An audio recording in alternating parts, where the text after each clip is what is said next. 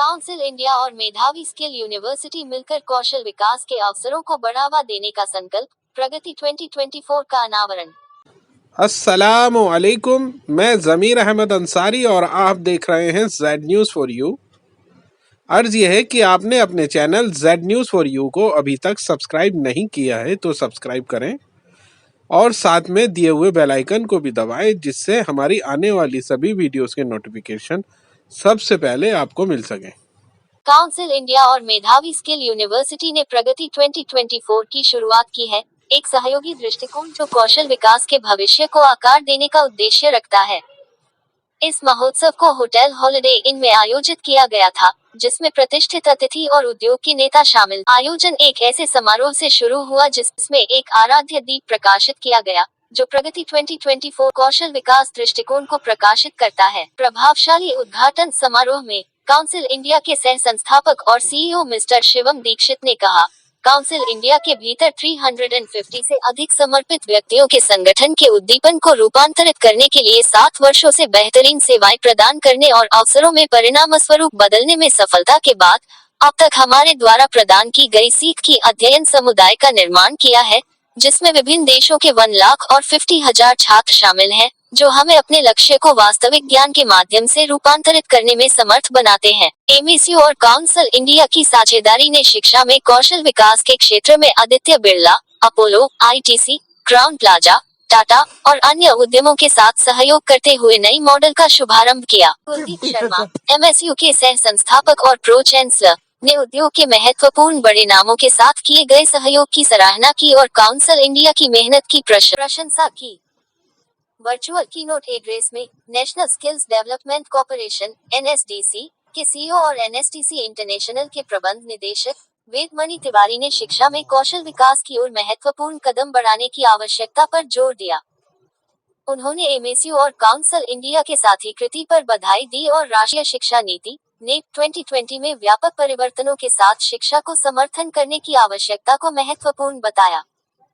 तिवारी ने एनएसडीसी के एक अध्ययन से एक महत्वपूर्ण पूर्वानुमान को उजागर किया, जिसमें 2047 तक हर चौथा वैश्विक कार्यस्थल सहभागी भारतीय होगा। इस घड़ी ची अमृतकाल के दौरान ये गति से बढ़ने का अनुभव करेगा और इससे वैश्विक राष्ट्रीय उत्पादकता में सार्थक योगदान करेगा। तिवारी ने बताया कि अब 45% वैश्विक सहभागी भारत में हैं और उन्होंने छात्रों को मार्गदर्शन करने के लिए सार्थक रूप से सीधे और वैश्विक अवसरों के लिए उनके कौशल को पहचानने और सुधारने की आवश्यकता पर जोर दिया। राष्ट्रीय शैली मेधावी योजना के एक घटना में महत्वपूर्ण व्यक्ति मां रोबिन हिबू, आईपीएस, दिल्ली सशस्त्र पुलिस के विशेष कमिश्नर, ने अपने मूल्यवान अनुभव और शरीर को स्वस्थ रखने के लिए अपने रहस्यमय मंत्रों को साझा किया।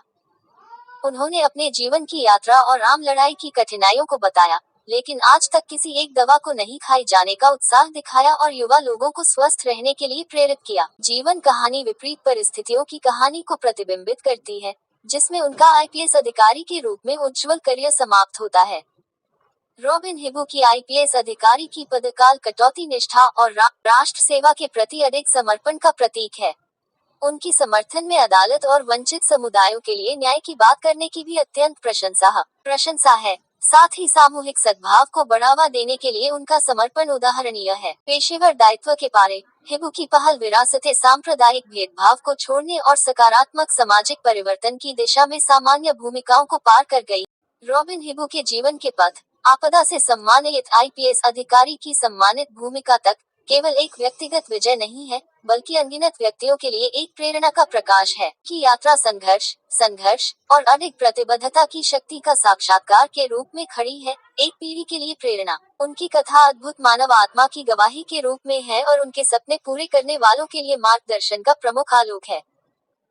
मुख्य समाचार। काउंसिल इंडिया के मुख्य रणनीतिक सलाहकार देवेंद्र के सैनी ने बताया कि वर्तमान मानसिक स्वास्थ्य परिदृश्य एक संकट के समय पर है। उन्होंने इसकी स्थिति को निर्धारित करने के लिए भारतीय मानसिक रोग सोसाइटी द्वारा किए गए सर्वेक्षण के द्वारा बताया, जिससे पता चला है कि कोविड-19 महामारी के प्रारंभ के बाद में खराब मानसिक स्वास्थ्य में 20% की वृद्धि हुई है।